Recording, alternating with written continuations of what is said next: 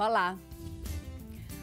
Corpo perfeito, sem as gordurinhas indesejáveis e com músculos definidos. Uma meta que exige disciplina, atividade física regular, associada à alimentação adequada. Para melhorar o desempenho e alcançar os resultados desejados, os suplementos alimentares são cada vez mais utilizados. A oferta é enorme. Proteínas, vitaminas, antioxidantes, termogênicos, hipercalóricos e por aí vai. Mas maior do que a oferta são as dúvidas em relação ao uso desses suplementos. Os suplementos alimentares podem trazer benefícios, mas quando utilizados de forma indiscriminada e sem a orientação de um especialista, pode acabar sendo prejudicial à saúde. E é sobre isso que nós vamos debater no nosso programa de hoje. Vamos abordar as indicações e os possíveis efeitos colaterais que eles podem provocar. Quando é necessário recorrer aos suplementos? Qualquer pessoa, em qualquer idade, pode tomar. Quais os tipos de suplementos mais utilizados e suas funções? E quem não pratica atividade física, pode ingerir suplemento alimentar? Bom, essas são apenas algumas questões que serão debatidas no nosso programa de hoje. O tema, então, suplementação. Fique com a gente, está no ar Pense Saúde.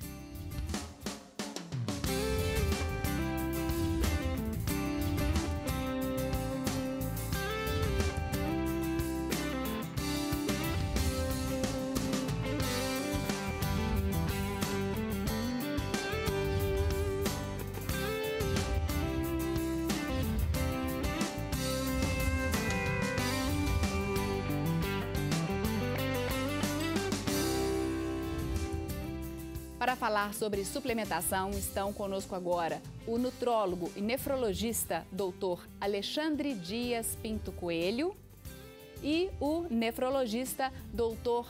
Alexandre Carvalho Pinto Coelho. E eu gostaria de agradecer muito a presença de vocês aqui no nosso programa para falar de um tema que bomba, está bombando, né? É realmente muito atual, porque a busca do corpo perfeito é do corpo perfeito não, mas do corpo idealizado. Faz parte de todo mundo. E vivemos uma idade do imediatismo, é para ontem. Então, com isso, às vezes, alguns exageros podem ser cometidos e eu acho importante a gente conversar sobre isso. Mas, para começar, explicar o que é suplemento alimentar, doutor Alexandre. Bom, suplementação é sempre uma substância ou um grupo de nutrientes ou macronutrientes, onde esse suplemento, essa substância, ela vai fazer o papel de um nutriente natural que não está sendo ingerido. Então eu posso, por exemplo, suplementar proteínas. Ao invés de comer um bife, eu vou tomar um suplemento de whey protein ou de qualquer outro similar a esse. Eu, ao invés de comer uma laranja, eu tomo um comprimido de vitamina C. E assim sucessivamente, eu vou tendo suplementos para praticamente todos os nutrientes que a gente encontra. Certo. Mas existe diferença, a gente pode pensar em diferença no momento de aproveitar por exemplo, é diferente o aproveitamento do organismo em relação à proteína da carne, que você citou, sim, ou a proteína do whey, que você citou do whey, né? Que é o a grande diferença entre a proteína da carne e a proteína do whey, todos os dois derivam de animais, né? A proteína do whey é basicamente a proteína do leite e a carne é um produto animal. A diferença básica está naquilo que vai junto dessa proteína. A proteína da carne, se eu comprar uma carne mais magra, um corte mais magro, eu vou ter mais proteína, menos gordura. Certo. No caso do whey, eu vou ter habitualmente menos gordura. Eu vou ter sempre uma suplementação mais baseada em proteína do que em gordura propriamente dita. Se eu compro uma picanha, eu vou ter uma carne com bastante gordura. Então isso vai variar do tipo de alimento mesmo comparado com o whey. Ele, em princípio, é um preparado para ter mais proteína do que outros nutrientes. Mas ele vai ter também carboidrato, ele também vai ter lipídio e muitas vezes ele é suplementado com vitaminas. Tá certo. Eu acho bom a gente explicar porque existe também a suplementação com hormônios.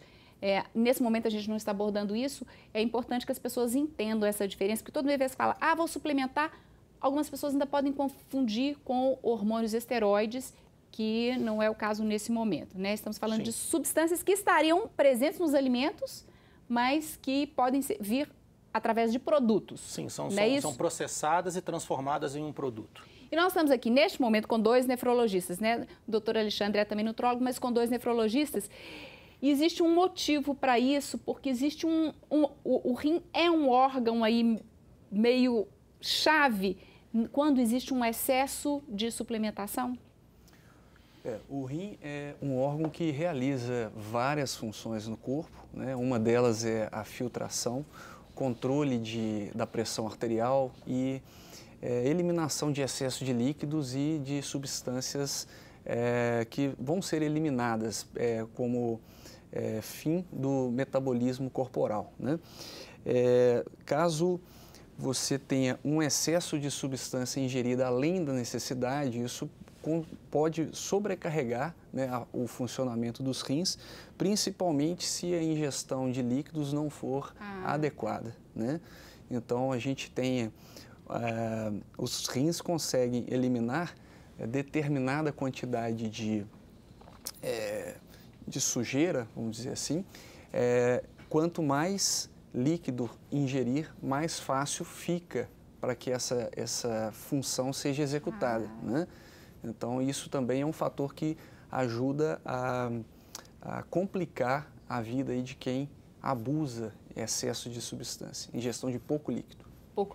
Que é uma coisa que todo mundo sempre fala, tem que beber pelo menos 2 litros de água por dia, às vezes até generaliza.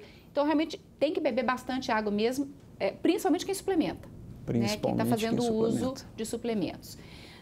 Vamos então fazer o seguinte, nós vamos dividir, pensando na suplementação voltada para o esporte, para o ganho de massa muscular, como eu falei no início do programa, e até para perda de peso, perda daquela gordurinha indesejada. E vamos começar com a mais utilizada. É a proteína mesmo, doutor Alexandre? Sim, o que mais se utiliza é proteína. A demanda nossa de consultório, ela é primariamente de proteína. A maior parte dos pacientes que já chegam tomando alguma coisa de proteína ou então levados por alguém, o pai, a mãe, ou o marido, a esposa. Tá tomando um monte de potões lá em casa e eu quero ver o que é isso, se isso é perigoso ou não. A maior parte, sim, a suplementação é proteica. E aí, mesmo dentro da proteína, existem vários tipos, não é isso? Sim, você vai ter... Você falou do whey anteriormente. O whey é o mais comum. A gente vai ter também os BCAA, né, que são os aminoácidos de cadeia ramificada, que eles têm uma propriedade um pouco diferenciada no sentido do ganho de massa corporal, tem a creatina, então aí já tem outros aminoácidos, a glutamina, a arginina, que vão criando um leque aí de opções que as pessoas vão utilizando, sabe? Eu queria falar sobre cada um deles para o pessoal de casa entender, porque sabe, você falou uma coisa muito séria, que é o seguinte, às vezes o jovem sabe, porque ele está ali no meio da academia e ele já sabe de ouvir falar de um treinador ou de um colega, ou ele tem uma orientação, mas os pais ficam em pânico, porque falam, olha, meu filho está tomando arginina, creatina, whey protein, BCA, e eu não sei para que serve cada um. Entendeu? Uma boa parte disso serve para quem está vendendo. Se a gente for falar, assim, a maior parte dos suplementos é muito bom para quem vende. O que acontece é o seguinte, hoje em dia se atribui à nutrição e à nutrologia um papel maior do que o que ela tem, na verdade, para o ganho de massa muscular. Falo sempre no consultório o seguinte, se fosse um filme, o nutrólogo, o nutricionista, ele seria um coadjuvante. O ator principal é o exercício. O que induz o ganho de massa é o exercício físico. Quem não quiser puxar ferro não ganhará massa muscular. Independentemente do que tomar, né? Exatamente. O suplemento, ou a nutrição, ou a dieta, o que ela vai fazer é colocar o nutriente certo, no local certo, na hora certa. Só. Falar, porque isso aqui, se você tomar, você vai ganhar massa. Mentira. Tá? Se você não fizer exercício na quantidade adequada, não adianta. Eu recebo muito no consultório, às vezes a pessoa está fazendo, eu faço musculação 1 hora, 3 vezes por semana, mas eu quero ficar definido. Não vai ficar. Você precisa fazer uma carga maior. Quanto maior a carga, maior o ganho de massa muscular. E aquela história que a gente ouvia de sem dor, sem ganho... No pain, no gain. No pain, no gain, ela é parcialmente verdade. O ganho de massa magra, o ganho de massa muscular, ele acontece no limiar da dor. Sair da zona de conforto mesmo. Sair da zona de conforto. Se eu malhar e sentir confortável, muito bom, estou mexendo com as minhas articulações, estou me alongando, mas não estou ganhando massa magra. Então, hoje, o que acontece? As pessoas atribuem um valor excessivo a isso. Então eu vou tomar isso. A suplementação, quando eu fiz nutrologia, era o seguinte: olha, suplemento a gente usa para atleta de alta performance que não consegue comer a necessidade diária. Certo. Isso é o que a gente ouvia 7, 8 anos atrás. Depois foram se descobrindo algumas propriedades que permitiam, sim, o uso de suplementação para atletas amadores. Só que aí ocorreu uma inversão. As pessoas começam a achar que elas vão malhar pouco e vão tomar suplemento e vão fazer essa diferença, vão compensar isso. Isso não é verdade. O nosso organismo é muito sábio. Toda vez que você come um nutriente, ele vai ser utilizado para aquilo que o organismo precisa. E o que sobrar vai virar gordura. Nós somos essencialmente independentemente de ser proteína, de ser carboidrato, de ser gordura. Vai ser transformado em gordura. Nós somos excelentes acumuladores de energia. Fomos programados para isso, né? A seleção natural nos trouxe até aqui. Isso. Você imagine lá na época das cavernas uma pessoa que não acumulava energia, que era magrinha, e uma outra que acumulava, que ficava gordinha. Quem sobrevivia, né? Acontecia um período de seca, o magrinho morria, o outro sobrevivia. Foi assim que nós fomos evoluindo. Nosso corpo foi programado para guardar. Para guardar. Né? Ou seja, então, a energia guardada em forma de gordura é a nossa poupança de vida. É a nossa poupança, é a nossa bateria. É a nossa bateria Exatamente. de vida. E aí, só para a gente finalizar esse bloco, falando da proteína nessas diversas formas, a gente falou de whey, ele falou de BCAA, de creatina, de arginina. A proteína, ela é especialmente um alerta amarelo para vocês, nefrologistas?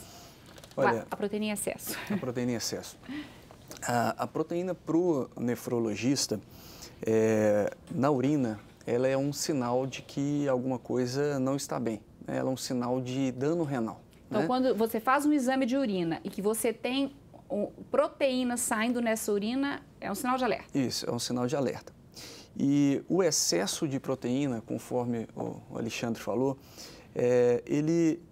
esse excesso consumido que não for utilizado, além de ele ser destinado para a reserva de gordura, ele provoca também um aumento da taxa de filtração glomerular. Ou seja, como se você estivesse forçando o seu rim a trabalhar mais para poder filtrar mais. Vários estudos têm detectado esse aumento de taxa de filtração glomerular.